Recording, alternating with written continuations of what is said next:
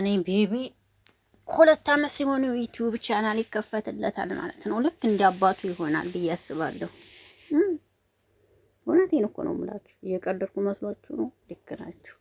ግን ማለት ነው ልጅን እንደዚህ ይዞ መዞር ማንከራተት ምናምን ትንሽ ከበድ ይላችሁ ማለት እኛ ምን አገባን? በእርግጥ እኮ አይመለከተንም፣ አያገባንም።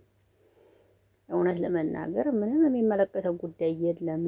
ግን እንዲህ ሰው ቁመን ካሰብን ይሄ 2 ዓመት አላልኩም 4 ወር 5 ወር 6 ወር ያልሞላው ህፃን ይዞ ማንከራተት አይከብድም ወይ እላለሁ በዚህ አጋጣሚ። እና ብዙዎቻችሁ ደግሞ ሩታን በቲክቶክ አንድ ቀን እንኳ ቤተ ክርስቲያን ስትሄድ አይተናት አናቅም። ለስሟ አንገቷ ላይ ማህተብ አርጋለች። ግን ቤተ ክርስቲያን እንኳ ስትሄድ አንድ ቀን ይሄን ያህል ዓመት ስንኖር አይተናት አናቅም ብላችኋል። በእርግጥ ስለኔ ስለዚህ ማውራት አልፈልግም፣ ግን አንድ ነገር ላችሁ ፈለኩ በዛ ዙሪያ ማለት ነው። ሰላም እንዴት ናችሁ? ደህና ናችሁ? አለሁ አቢ ነኝ። ለዚህ ቤት አዲስ ከሆናችሁ ቤተሰብ ሆኖ አብራችሁ ይላላችሁ። አመሰግናለሁ።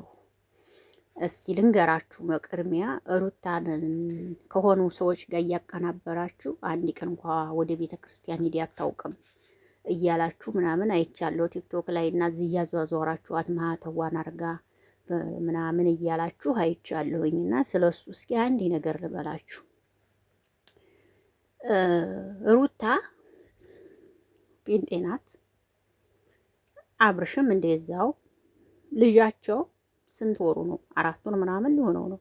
ወንድ ልጅ እኮ የሚነሳው በወር ከምናምን ቀኑ ነው ታውቃላችሁ፣ ክርስትና የሚነሳው አይደል? ስለዚህ ሩታ ጴንጤ ናት፣ አብርሽም ጴንጤ ነው። የሩታ ቤተሰቦችም ከሜላት በቀር ጴንጤ ናቸው። ሜላት ብቻ ናት ኦርቶዶክስ። ልጇን ያስነሳችው ሜላት ኦርቶዶክስ ስለሆነች ነው። ልንገራችሁ ብዬ ነው። በእርግጥ በዚህ በምናገረው ከስር ያው ከሚከፋችሁ ሰዎች ይኖራል ብዬ አስባለሁኝ እና ብዙ ሰዎችም ጥያቄ ስለምታቀርቡልኝ ነው። ሩታ ጴንጤ ናት። በቃ እወቁ ልላችሁ ፈልጌ ነው። ጴንጤ ናት ሩታ። አብርሽም እንደዛው፣ አብርሽም ቤተሰቦች እንደዛው ማለት ነው። እውነቴን ነው የምላችሁ። ተነሱም ቤት ሃይሜ ናት ኦርቶዶክስ፣ ተነሱም ቤት ሃይሜ ናት ኦርቶዶክስ። አብርሽን ካያችሁት አንዴ መስቀሉን ያረጋል፣ አንዴ መስቀሉን ያወልቃል። አንዴ ቀን መስቀሉን ያረጋል፣ አንዴ ቀን ደግሞ የወርቅ መስቀሉን ያረጋል። አንዴ ቀን የወርቅ መስቀሉን ያስቀምጥና ደግሞ ኖርማል መስቀል ያስራል። ካያችሁት ማለት ነው። እና ከነሱም ቤት ሃይሚ ብቻ ናት ኦርቶዶክስ እንጂ ጴንጤ ናቸው ልላችሁ ፈልጌ ነው ይሄን የተናገርኩት። የብዙዎቻችሁ ጥያቄ ስለሆነ ነው። እና ሩታ ጴንጤ ስለሆነች ልጅሽን ለምን ክርስትና አታስነሽም? የልጅሽ ክርስትና አለፈ እኮ የምትሉ ብዙዎች ስላላችሁ ሩታ ማህተቡን ያረገችው ዝም ብላ ነው እንጂ ኦርቶዶክስ አይደለችም ልላችሁ ፈልጌ ነው። ይሄ ጥያቄያችሁ ተመልሶላችኋል ብዬ ተስፋ አደርጋለሁ። ይሄ ነው። እኔ ሲጀመር ጀምሮ አብርሽና ሩታን አውቃለሁ።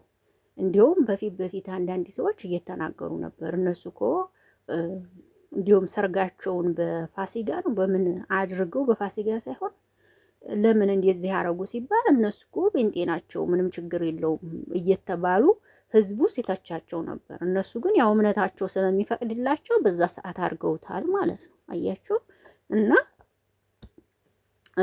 ጴንጤ ናቸው ልላችሁ ፈልጌ ነው ውዶችዬ። ይሄ ነው። ሩታን አትተቿት፣ እምነቷ ይሄ ነው። እንግዲህ ለምን መስቀሉን አረግሽ አንገትሽ ካላችሁ ብዙ የጴንጤ ልጆች እንግዲህ አንገታቸው ላይ እኮ መስቀል ያደርጋሉ። እውነት ለመናገር አንዳንዴ ሩታም የሆነ ጊዜ አንገቷ ላይ መስቀል ሳታረግ እንዴት መስቀልሽን ታወልቂያለሽ ምናምን ብላችሁ ስትተቿት አንስታ መስቀሏን አረገች ማለት ነው። አለቀ።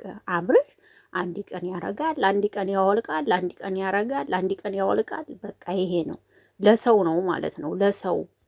ለሰው ነው እንጂ ኦርቶዶክስ አይደሉም። ሰው ነው። መስቀላችሁ ለምን አወለቃችሁ ለምን ምናምን ስለሚባሉ ብቻ መስቀላቸውን አንዳንዴ ያረጋሉ፣ አንዳንዴ ይወልቃሉ ምናምን እንደዛ ነው። ይህን በመናገሬ ይቅርታ። ጥያቄዎች ስለበዙብኝ ይህን ጥያቄ መለስኩት። ይቅርታ አድርጉልኝ እንጂ እንደዚህ አይነት ነገር እኔ ማውራት አልፈልግም። ግን ጥያቄዎች ስለበዙብኝ ይሄን መልስ የሰጠኋቸው። ወዳችኋለሁ፣ አከብራችኋለሁ ውዶችዬ። መልካም ምሽት ይሆንላችሁ። ቪዲዮ አላስረዝምም፣ ከዚህም በላይ አላወራም። መልካም ቆይታ። ባይ ባይ። አመሰግናለሁ። ማለት ሌላ ምን ልበል? ምንም አለ ብዙ ማወራው ነበረ ግን ይቅርብኝ።